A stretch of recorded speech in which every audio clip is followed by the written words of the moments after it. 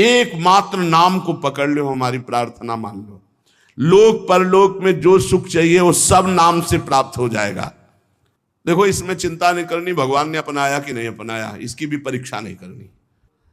भगवान ने अपनाया कि नहीं अपनाया, इसके लिए हमें ढूंढने की जरूरत नहीं। भगवान से भी बलवान भगवान का नाम है, उसको हम पकड़े। बात समझना। गोस्वामी जी कह रहे हैं, जोगुना विराग कलयुग है, अष्टांग योग का फल है परमात्मा में समाधिस्थ हो जाना। कोई बिरला योग का प्रयोग परमात्मा समाधि के लिए करता है। नहीं, आप देख लीजिए, हम जो योग करते हैं उसका उद्देश्य क्या है? अनुलोम विलोम कपालभाति जो भी करते हैं उसका उद्देश्य क्या है? शरीर स्वस्थता। ध्यान से देखिएगा, शरीर स्वस्थता का उद्देश्य क्या है? भोग, समाधि नहीं। जो अष्टांग योग का फल है समाधि, कलयुग में नहीं रह गया।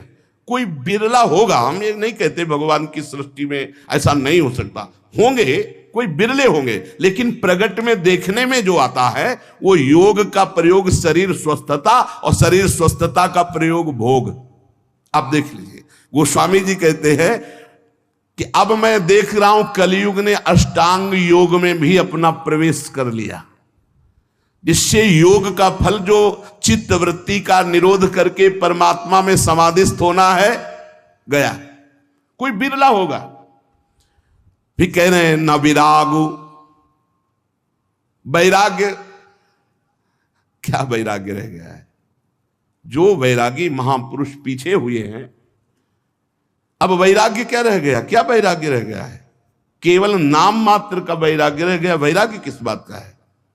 रुपया है, पैसा है, कपड़ा है, भोजन है, मकान है, व्यवस्था है, नाम मात्र का वैराग्य रह गया। वैराग्य किस बात का? जिसके जीवन में भगवान के सिवा कुछ नहीं है, राग त्रिभुवन में कहीं वस्तु व्यक्ति स्थान में नहीं, उसे वैराग्यवान कहते हैं। जो लोक परलोक के समस्त भोगों के सानिध्य में भी भोगने की इच्छा नहीं, उसे वैरागी कहते हैं। गोस्वामी जी कह रहे हैं, मुझे वैराग्य में भी दम नहीं दिखाई दे रहा कि भगवत प्राप्ति करा सके, क्योंकि वैराग्य में पाखंड का प्रवेश हो गया। कलयुग ने पाखंड का प्रवेश करवा दिया। कोई बिरला वैरागी, सच्चा वैरागी, भगवान की सृष्टि में कमी नहीं होती, कोई बिरला सच्चा वैरागी होगा जिसका वैराग्य भगवान के लिए है। नहीं तो वैराग्य भी दिखावे पे आ गया है, पाखंड में आ गया है। न जप, माला में हाथ है और बातें कर रहे हैं, माला रुक नहीं रहा, वो चल रहा है, और बातें जबान से हो रही और साथ चल रहे हैं। क्या जप हो रहा है? किसका जप हो रहा है?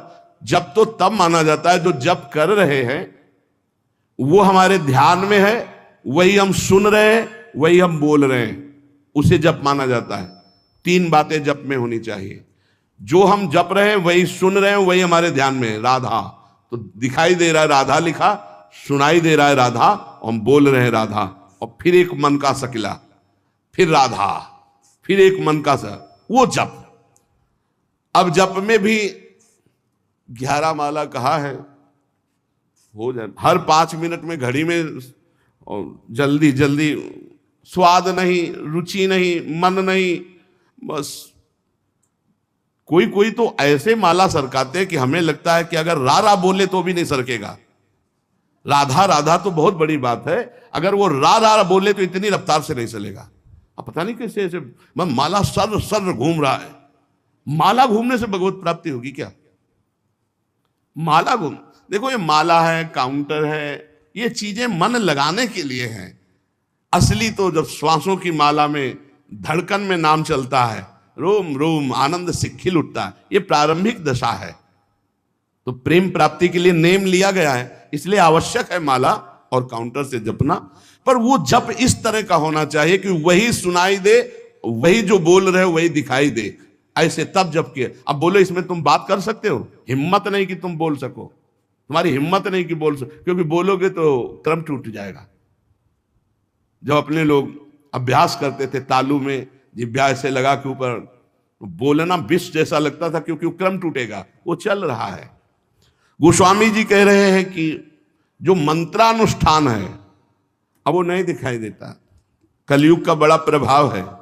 और जाग जाग माने यज्ञ। अब यज्ञ तो भाई बहुत है दुर्लभ बात हो गई यज्ञ करना।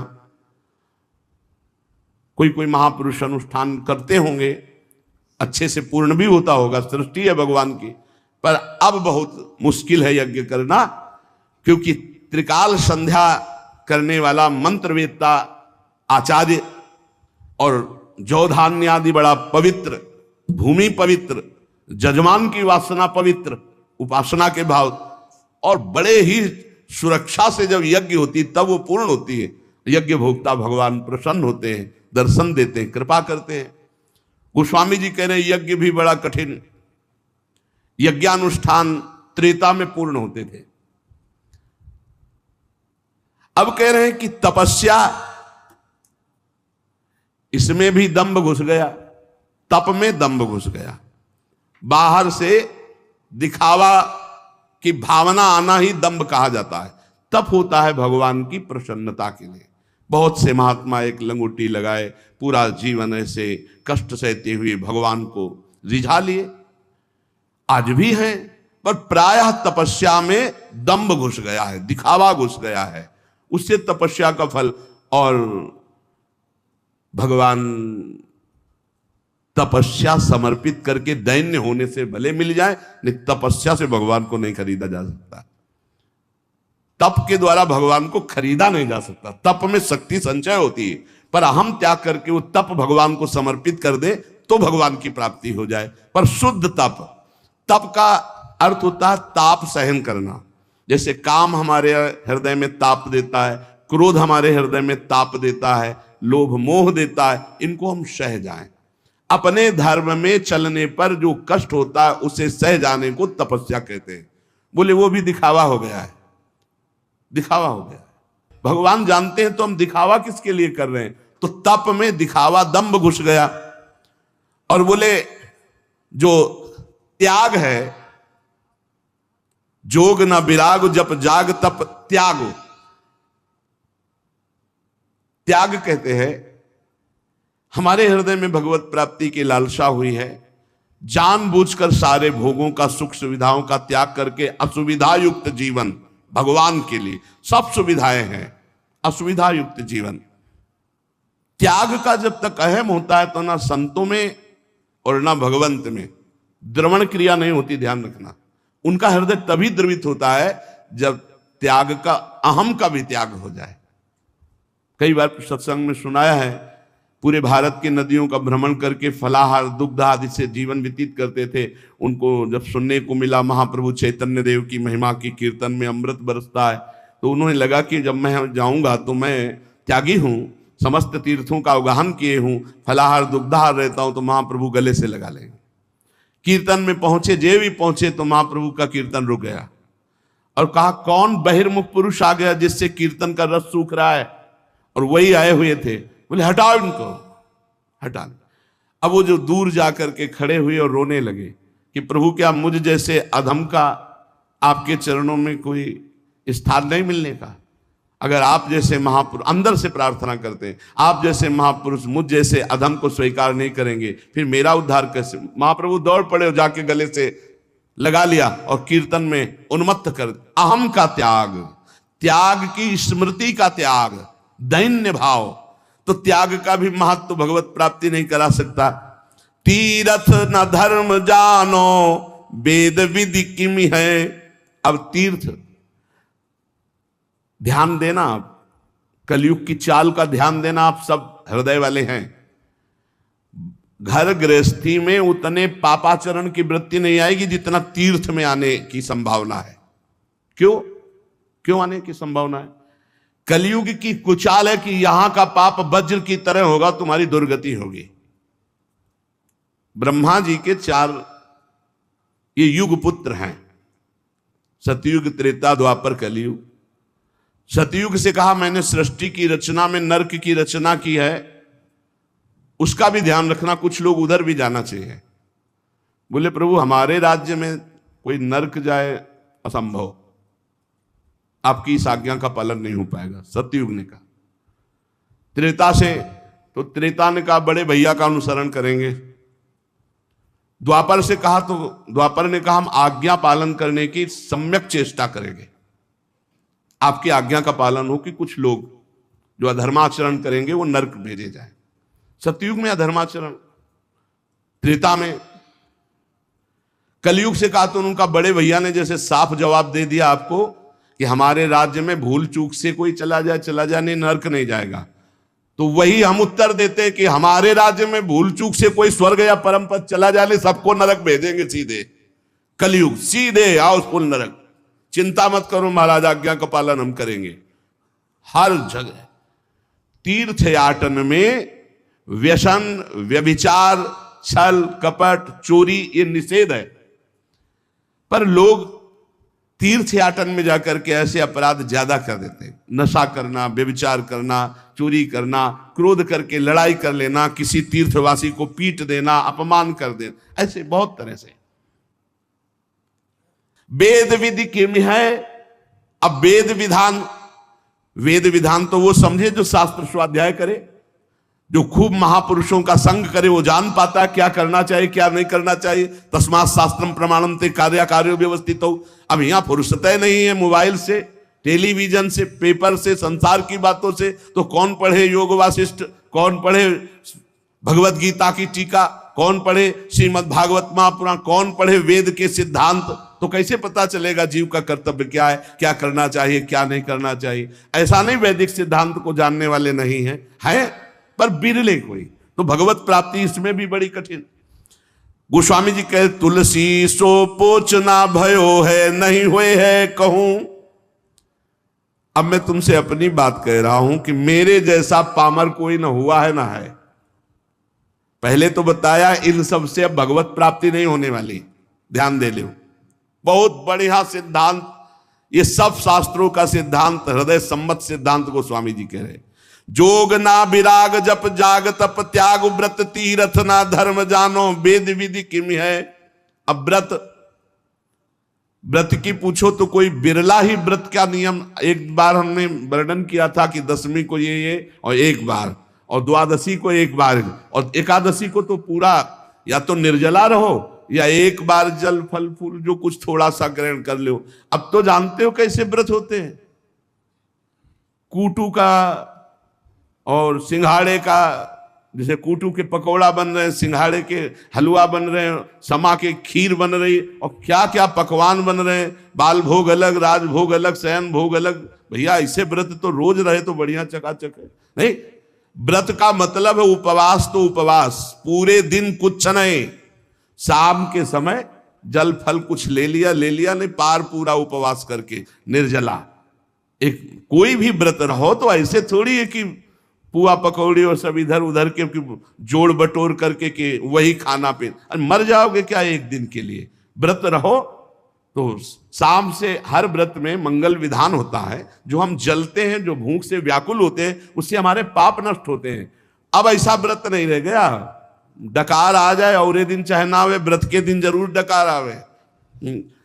इतना बड़ा तरबूज फल भी तो डकार आ जाए पक्का। व्रत किस बात का, दबा दबा के फल फूल और सब मिष्ठान और सब पा रहे हैं। अब बोले व्रत है तो भाई ऐसे व्रतों से भगवत प्राप्ति नहीं होती। व्रत रहा गया है, शास्त्रों में वर्णन है, आप देखो पयो व्रत का वर्णन है, चंद्रायण व्रत का, कृच्छ व्रत का, बड़े बड़े व्रत का। अब कौन सा व्रत रह गया है? अब रसेंद्री का व्रत रह गया है। एक पत्ता मुख में रख लेती है माता जी, अपर्णा नाम पढ़ गए, तब भगवान शिवपति रूप में प्राप्त, तब भगवान की प्राप्ति। व्रत ही तो तुलसीदास जी कह रहे हम तुम्हें बता दें, हम सब तरह से पामर हैं। हे देखो महापुरुषों का हृदय, तुलसी सो पोचना भयो है, नहीं हुए है कहूं। मेरे जैसा पामर न कोई है और न कोई होगा। सोचे सब आके अग कैसे प्रभु क्षमी है, मेरे तो न डरू, मुझे कोई डर नहीं है भाई। क्यों, तुमने क्या पा लिया कि तुम्हें डर नहीं? बोले रघुबीर सुनो साची कहो, औरों से नहीं, सीधे भगवान से कह रहे। खलन खई है तुम्हें सज्जन ना गमई है। दुष्ट लोग इस बात से प्रसन्न होंगे। अब देखते हैं इसकी कौन सी दशा होगी। पर सज्जन लोग इस बात से दुखी होंगे कि तुलसी राम का है, इसका अहित कैसे हो सकता है। तो कह रहे हैं मुझे डर नहीं, सुनो रघुनाथ जी, भले सुकृति के संग मोहि तुला तौलितो, तपस्वी व्रती तीर्थयाटन योगी जपी त्यागी, इन सबको एक तुला में रख लो हे रघुनाथ जी, और तौला जाए तो मेरी तरफ कांटा भारी होगा। बोले क्यों महाराज?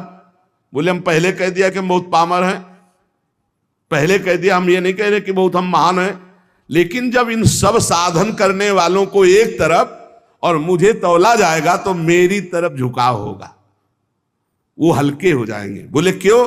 नाम के प्रसाद भारू मेरी ओर नमी है, क्योंकि मैंने केवल नाम का आश्रय ले लिया है।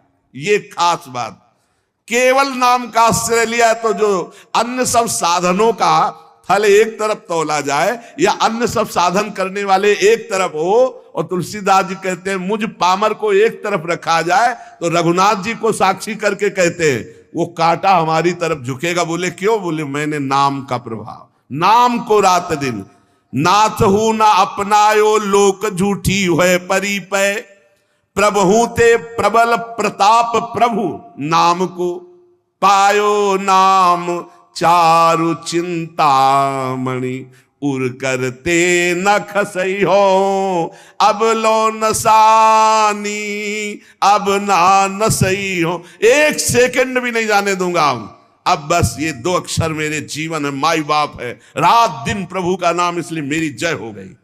समझ लो सत्संग में सब साधन एक तरफ और नाम जापा के एक तरफ, एकमात्र भगवान के नाम में। गोस्वामी जी कह रहे हैं जागिए न सोइए बिगोइए जन्म जाए, दुख रोग रोइए कलेश को काम को, राजा रंक रागी और विरागी भूरी भागिए, अभागी जीव जरत प्रभाव कलि बाम को, तुलसी कबंद कैसो धाई वो विचारु अंध, धंध देखियत जग सोच परिणाम को, सोई वो जो राम के स्नेह की समाधि सुख, और जागबे जो जीह जपे नी के राम नाम को। इस कलयुग ने सबकी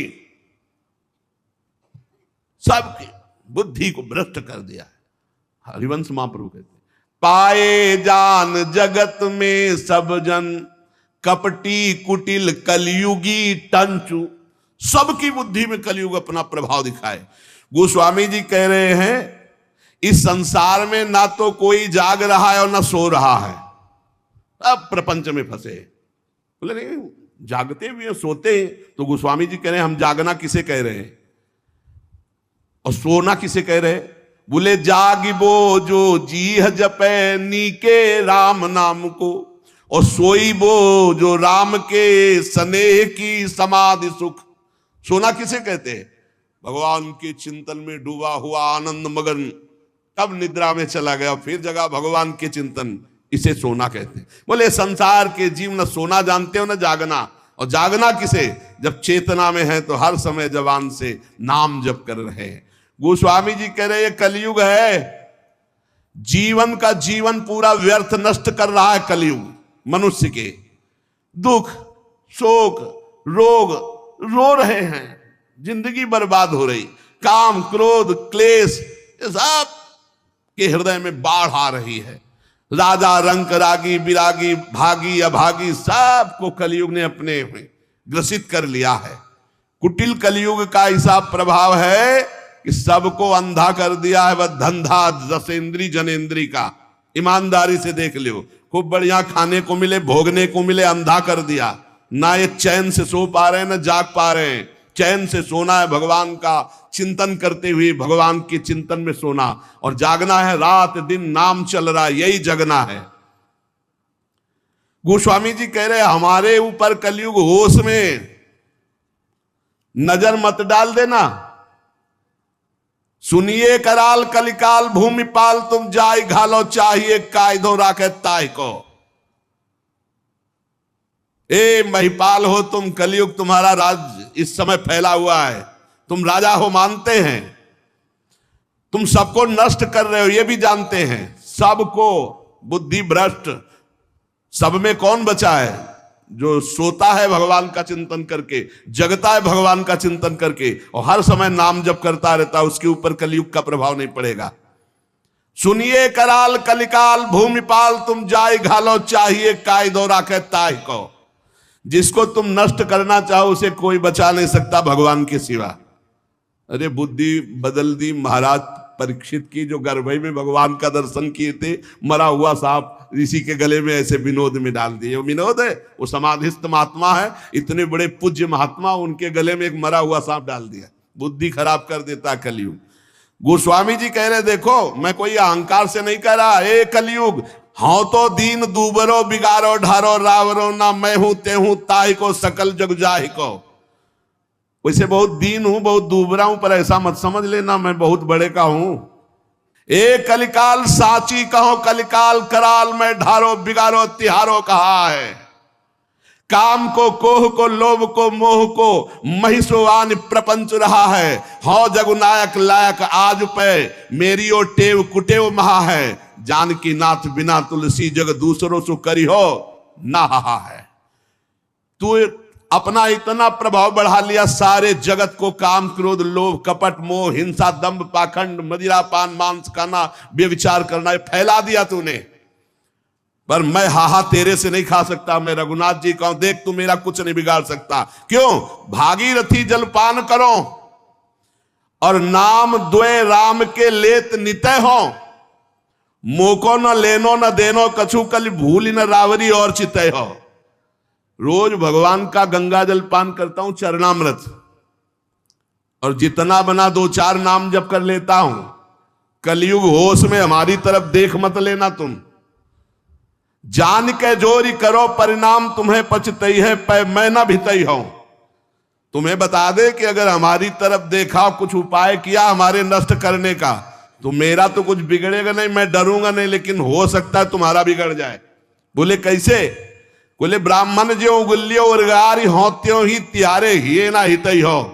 महामहिम गरुण जी ने जब एक भोजन आहार एक जगह लिया तो उसमें एक ब्राह्मण भी आ गया, ब्रह्म ऋषि। तो आंख पैदा हो गई गरुण जी के तालू पे, तत्काल उगल दिया।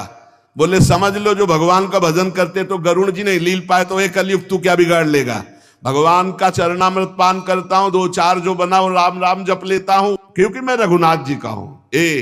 ये ठसक रोज भगवान का चरणामृत पान जो करता है और जो नाम जप करता है कुछ नहीं बिगड़ेगा। जिते विनायक शुभ अशुभ विघ्न, सेवक जी महाराज, जिते विनायक शुभ अशुभ विघ्न करे नहीं कोई, विघ्न करे नहीं कोई, डरे कलिकाल कष्ट भय, हरे सकल संताप हरस हरिनाम जपत जय। जो भगवान नाम जप कर रहा है उसकी सदा जय होती है। नाम जप करो, रोज भगवान का चरणामृत पियो। प्रिया प्रीतम का चरणा, ये गंगा जल क्या है? गांगम वारि मनोहारि मुरारि चरणच्युतम त्रिपुरार शिरश्चारि पापापहार पुनातुमाम। कई बार सत्संग में कहा चरणामृत का नियम ले लो, बिना चरणामृत के भोजन मत करो। पहले चरणामृत जाएगा प्रभु का तब भोजन पाएंगे, ऐसा नियम लिए हो। सुबह होते ही पहला बात होनी चाहिए चरणामृत अपनी जिह्वा पे जाए। भागीरथी जल पान करो और नाम द्वे राम के लेत नितय हो। देखो बोले जो बना हमसे 2-4 बार नाम ले लेता हूं, भगवान का चरणामृत पीता हूं, गंगा जल पीता हूं। ए कलिकाल हमारी तरफ देख मत लेना, और नहीं देखेगा कलिकाल। नाम जब चल रहा है बुद्धि भ्रष्ट नहीं होगी, नहीं भ्रष्ट कर देगा। कलिकाल ने बुद्धि को भ्रष्ट कर दिया। बिना धर्म के बिना भगवत भजन के पशु की तरह जीवन व्यतीत हो रहा है। ना मुख में तेज है ना हृदय में दया है, वही असत आचरण फैलते चले जा रहे हैं। सबसे प्रार्थना है अगर इस कलिकाल में परम सिद्धि प्राप्त होती है तो केवल नाम जप से प्राप्त होती है, मान लेना। ये शास्त्र सम्मत बात कहते हैं। कृतयुगे ध्यायते विष्णुम तेतायाम यजते मखई द्वापरे परिचर्यायाम कलौ तद्धरि कीर्तनात्। कलयुग केवल नाम आधारा, सुमिर सुमिर नर उतरे पारा। गोस्वामी जी महाराज कह रहे हैं मैंने भगवान के नाम के बल से विजय प्राप्त कर ली कलयुग पर, माया पर। मेरे जाति पात ना चाहो काहू की जाति पात, मेरे को काम को ना हूं काहू के काम को। लोक परलोक रघुनाथ ही के हाथ सब भारी है, भरोसो तुलसी के एक नाम को। अति ही अयाने उपखानो नहीं बूझे लोग, साही को गोत गोत होत है गुलाम को। साधु कह असाधु कह भलो कह पोच, सोच कहा का काहू के द्वार पर हो, जो हो सो हो राम को। ये बात विजय प्राप्त करवा देगी माया पर और कलयुग पर। कह रहे हैं मुझे किसी की पंक्ति में जाना है या किसी को बुलाना है, कोई बेटी का ब्याह थोड़ी करना है। मैं किसी की भी जहां तो जात पात पूछता हूं ना, मैं अपनी जात पात, मैं ना तो किसी के काम का हूं ना कोई मेरे काम का है, ना मेरा लोक ना मेरा परलोक, मेरा सब कुछ रघुनाथ जी भगवान। मेरा लोक परलोक मेरी साधना साध्य सब मेरे भगवान। बहुत जोर की बात है। तुलसी एकमात्र केवल नाम का सहारा लिया है, नाम का। भारी है भरोसो तुलसी के एक नाम को। नाम को पकड़ लो भाई। हमारे हर प्रश्न का उत्तर नाम होता है, क्योंकि तस्मात् शास्त्रम प्रमाणम। और युग धर्म के अनुसार अगर किसी का परम कल्याण, मनोरथ की पूर्ति, लोक परलोक की मंगलमयी यात्रा, तो वो नाम से ही होगी। कह रहे मैं साधु हूं या असाधु हूं, भला हूं या बुरा हूं, जैसा हूं, मुझे किससे क्या लेना देना। मैं अपने भगवान का हूं और भगवान के द्वार पे पड़ा हूं। मैं अपनी लाडली जू का हूं, लाडली जू की शरण में पड़ा हूं। कीबे कहा पढ़िबे को कहा फल, बूझी न वेद को भेद विचारे। स्वार्थ को परमारथ को कलि कामद, राम को नाम विचारे। खूब वेद पढ़े हो, शास्त्र पुराण पढ़े हो, लेकिन नाम जप नहीं कर रहे हो तो कुछ नहीं होने वाला, ध्यान रखना। ये कई शास्त्रों में पढ़ा है, गोस्वामी जी भी कह रहे हो, ये खास हृदय की भी बात है। वाद विवाद विषादु बढ़ाई के छाती पर आयो अपनी जा रहे। बोले मान लो मेरी बात, अगर तर्क विवाद करोगे तो अपनी भी छाती जलाओगे, दूसरे की जलाओगे। चारिहु को, छहों को, नवों को और 10-8 को पाठ कुकाठ जो फारे। यदि नाम जप नहीं चल रहा, 10-8 को 18 पुराण और 9 को कह रहे कि 9 व्याकरण हैं। व्याकरण के 9 हैं। इंद्र, चंद्र, काश, कृष्ण, शाकटायन, आपशाली, पाणिनि, अमर, जैनेन्द्र और सरस्वती। ये 9 व्याकरण। और फिर कह रहे 6 को 6 शास्त्र, और फिर कह रहे 4 को, चारों वेद को। 4 वेद, 6 शास्त्र, 9 व्याकरण, 18 पुराण, ये सब कंठस्थ हो और नाम जप नहीं है तो गोस्वामी तुलसीदास जी कह रहे भगवत प्राप्ति नहीं होगी। आप पक्का समझ लीजिए। इसीलिए ये बचपन से सब शास्त्रों का जहां तक बना गुरु कृपा से स्वाध्याय और मार्गों का चलना सब छानबीन के, तब हम तुमसे कहते हैं राधा राधा राधा बोलो। कोई अंधविश्वास से नहीं कहते। गोस्वामी जी कह रहे वाद विवाद विषादु बढ़ाई के छाती पर आई और अपनी जानो। तर्क वितर्क वाद विवाद करके अपना हृदय जला, दूसरे का हृदय जला, तुम्हें जैसा मनावे। मेरी बात सुन लो। 4 को, 6 को, 9 को, 10-8 को पाठ कुकाठ जो फारे। स्वार्थ को परमारथ को कलि कामद, राम को नाम विचारे। यदि भगवान का नाम तुम नहीं जप रहे हो, 4 वेद, 6 शास्त्र, 9 व्याकरण, 18 पुराण कंठस्थ किए हो, तो भले जैसे कुकाठ को चीरने से कुछ हाथ नहीं लगता, ऐसे कुछ हाथ नहीं लगेगा। इसलिए सबसे प्रार्थना है, और जो साधन बने तो करो, लेकिन नाम को मत छोड़ो। अगर नाम साधन में अपने ले आए, राधा राधा राधा, कृष्ण कृष्ण, हरि राम कृष्ण जो जप रहे हो, पक्का भगवत प्राप्ति हो जाएगी, चाहे जो हो, चाहे जैसे हो।